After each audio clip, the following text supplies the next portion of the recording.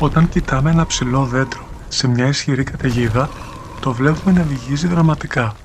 Ο κορμός του μοιάζει με ένα τεράστιο μοχλό που δέχεται ασύλληπτη πίεση, μεταφέροντας όλη αυτή τη δύναμη χαμηλά, κατευθείαν στο έδαφος. Αν μπήγαμε έναν απλό άκαμπτο στήλο στο χώμα και τον κουνάγαμε μπρος-πίσω με αυτή τη δύναμη, πολύ γρήγορα θα δημιουργούσε μια μεγάλη τρύπα γύρω από τη βάση του.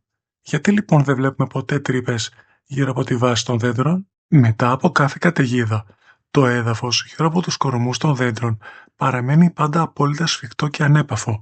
Το μυστικό κρύβεται στην αόρατη αρχιτεκτονική του. Κάτω από την επιφάνεια, το ριζικό σύστημα δεν είναι απλώς 2-3 ξύλα. Είναι ένα τεράστιο, ζωντανό δίκτυο που απλώνεται σαν ιστός, κλειδώνοντας τον κορμό πάνω στα πετρώματα και μετατρέποντας το ίδιο το έδαφος σε άγκυρα. Σε αντίθεση με έναν νεκρό στήλο, το δέντρο είναι ελαστικό.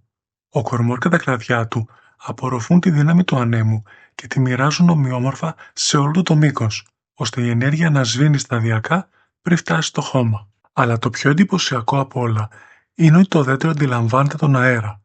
Μέσω μιας φυσιολογικής διαδικασίας που ονομάζεται θυγμομορφογένεση, το φυτό νιώθει ποιες πλευρές του καταπονούνται περισσότερο.